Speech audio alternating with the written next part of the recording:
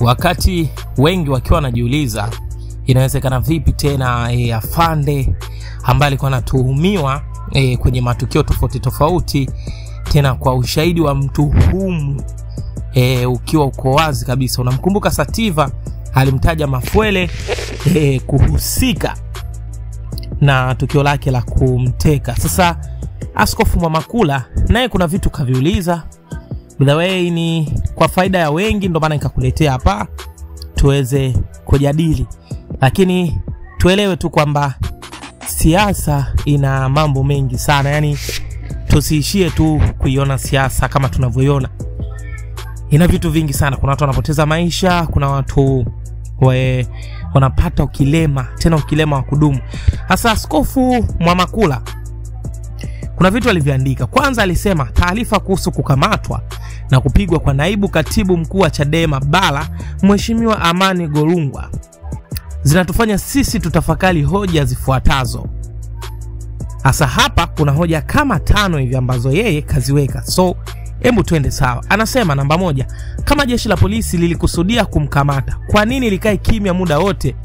Limvizia usiku uwanja wa ndege wakati anasafiri kwenda nje kukiwakilisha chama chake katika mkutano wa kimataifa. Hiyo ndo hoja namba 1. Hoja namba 2, taarifa za kuumizwa kwake zinatushangaza. Kama walimkamata uwanja wa ndege, kwa nini wampige wakati alikuwa peke yake na hakukuwa na namna yoyote ya kumdhuru? Namba 3, ni kwa nini wamkamate mtu uwanjani na pia kumzuia kusafiri bila kumweleza tuhuma, kosa ama sababu za kumkamata? Namba 4, jeshi la polisi haliwezi kuwakamata watu bila ya kuwapiga au kuwaumiza? 5, ni kwa nini jeshi la polisi linawachukulia watuhumiwa kama maadui kiasi cha kuwateka wakati wa kuwakamata? Akaendelea hapa baada hizo hoja zake 5 akasema lakini kufanya mambo ya kuvizia, kukamata na kupiga mwananchi katika uwanja wa ndege wa kimataifa, ni kweli anatuhuma au mnataka kuvuruga asiende nje ya nchi? Hamjui kuwa kufanya hivyo ni kuchafua taswira ya nchi yetu? Nini kimekushangaza? Nini maoni yako? Huu ndo ujumbe aloandika Askofu Mwamakula. Sasa wengi pia wapo kwenye hiyo point kwamba aliye kaimu nafasi ya usemaji uko kwenye jeshi la polisi, tunajua yeye baada ya Mulilo kuna mtu anayemfuatia. Sasa huyo anayemfuatia ndo huyo afande Mafwele ambaye tunamshuhudia mara nyingi tu akiwa anajaribu kutoa taarifa lakini pia kuchukua nafasi kama polisi kwenye baadhi ya kesi. Sasa wengi hawana imani naye.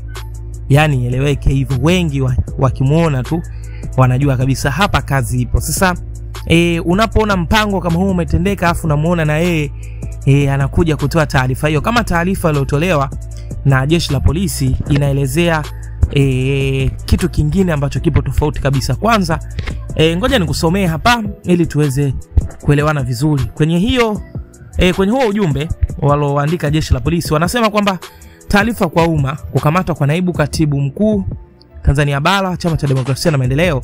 Jeshi la polisi kanda maalum ya Dar es Salaam linatoa taarifa kwa umma kwa tarehe 13 majira ya saa 6 usiku katika uwanja wa ndege wa kimataifa Julius Nyerere lango namba 3 Terminal 3 lilimkamata Amani Golungwa, naibu katibu mkuu Tanzania Bara, Chama cha Demokrasia na Maendeleo Chadema, akiwa katika maandalizi ya kusafiri kuelekea huko nchini Ubelgiji.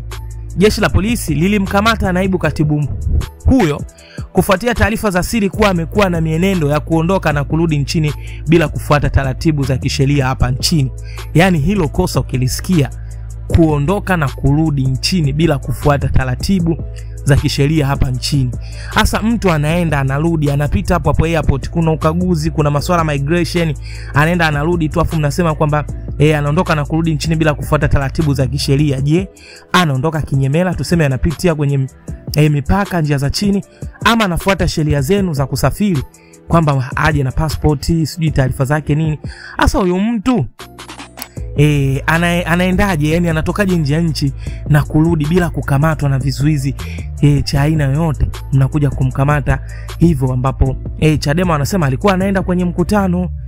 Kwa hiyo inatuweka kwenye sintofahamu. Kama na wewe una D2 kama mimi, hebu drop comment. Nice, kuna kitu utakuwa umekielewa, lakini swala ndo hivyo. Mafwele yupo kazini.